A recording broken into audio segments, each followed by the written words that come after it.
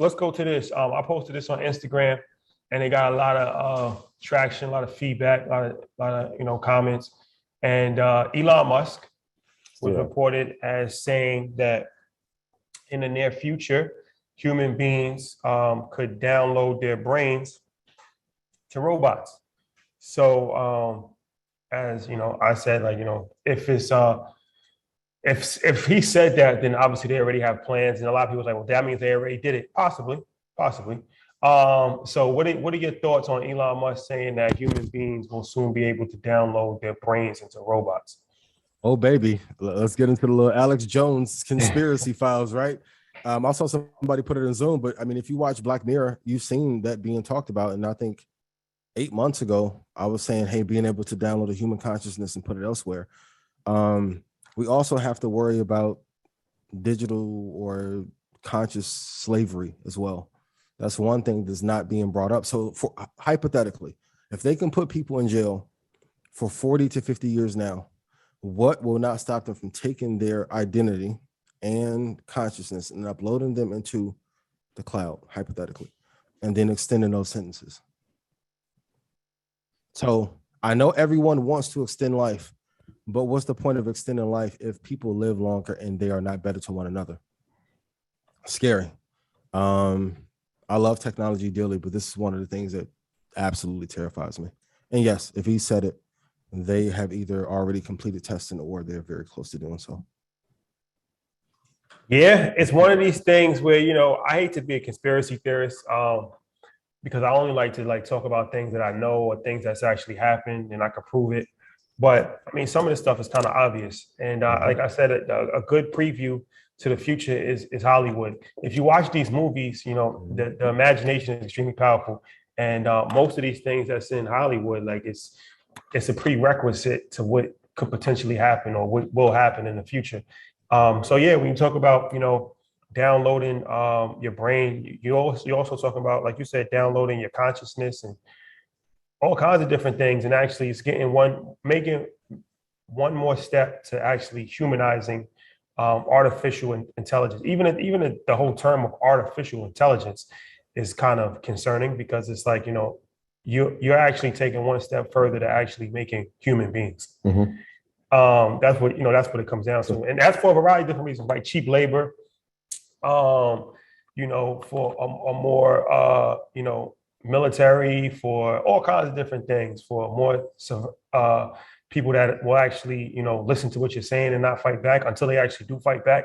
So, I hate to go off on these tangents because I don't want it to be like a conspiracy theory show, but it's important to keep this in mind for a variety of different reasons, but extremely important for business. I mean, since this is a business show, like, pay attention to the trends that's going on and just don't be, on the sidelines just looking at it. Like, actually know like what's going on.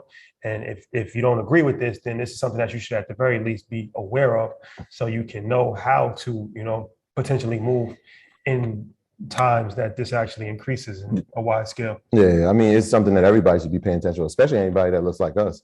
When we talked about the level of jobs, 42% of the jobs that can be automated are employed. We're the people who are employed in them. And so if we're talking about robots and we're talking about human intelligence, right, it's just a matter of time before those beings and those creatures or creations will be taking the jobs that many of us and the people that look like us already occupies. And so it's something to definitely pay attention to. It's interesting. You said cheap labor, but more efficient labor, right? I don't have to hear the headache of somebody being late. I know that this is going to be efficient. It also goes to the response of like, oh, I don't have to pay benefits. This robot is going to be doing the job for me. And so when people can find a more effective way to actually maximize on the efficiency of the work, it's going to happen.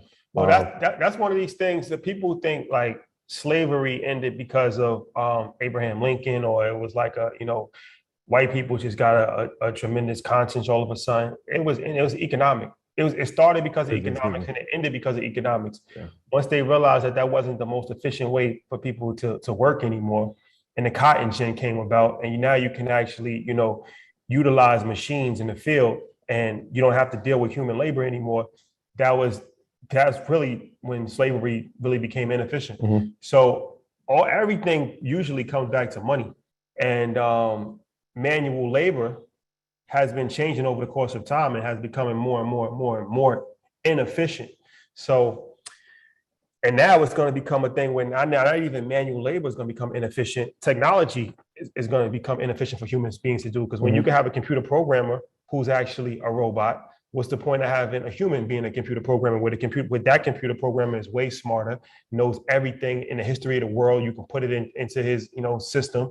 And, so it's important to understand this because it's been happening since the beginning of time, where technology has been constantly increasing and changing the landscape and changing how we live. It's going to continue to happen. So if you're not prepared for it, you're just going to become a victim of it. Yeah, like if you're a factory worker or you work like in these plants, right? Like if there's an assembly line, why even have humans there?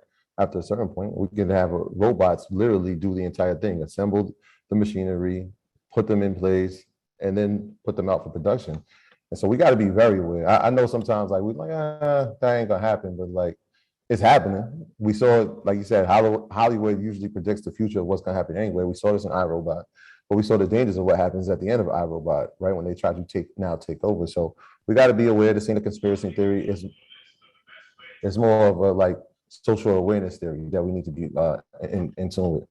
Yeah.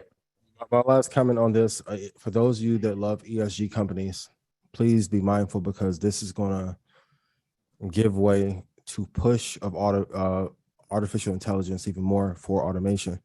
Because if you are looking at environmentally sustainable companies, what is the greatest threat to our planet? What species? Please put in chat. Humans. Absolutely. So if we are the greatest threat, the greatest virus on Earth, and there's a way to take the consciousness and upload it. So even let's talk about family lineages, right? If I can ascertain, buy, plunder, or take the consciousness of an entire family, and for those of you doing your DNA swaps on 23andMe, you should stop. But if they upload an entire family, then you can eradicate technically an entire family, own them, hypothetically eliminate them as a threat, but they're still living in another world. This is not something I'm making up off of sci-fi, right? Yeah. Please be mindful. And then for those of you who sent me the video, thank you. Even in Denny's, they have like an automated waiter that's been going around in Denny's, and even in Houston before we left, it's like a mobile courier service that's all digital, all robotic, no humans, just going through downtown, testing and dropping off packages. So I told you guys, when a recession comes, they're going to find a way to cut costs and frame it as a way to make the world more efficient. But more efficiency usually means elimination of jobs, productivity, and prosperity for us. So please be careful in the companies that you're investing into. Yeah, it was interesting that you used the word us, because when we were talking about the biggest threat, it made me think of Jordan Peele and the movie Us. And if you watch that from a very critical lens, this doesn't sound anything that's unfamiliar. And so, like I said, sometimes like the mind of a lot of the people and who are tapped into this space, when they make it into a Hollywood picture, it's like, oh, this is great entertainment. Nah, there's a little bit more than some layers to it. Yep. Yeah, there's a lot. Like, really watch that movie from a critical lens. It's a really good movie. Shout out to Lupita. She was amazing in that. My graduates from my school being Forbes, bag drop. Bag drop. A mic drop, bag drop. Bag drop.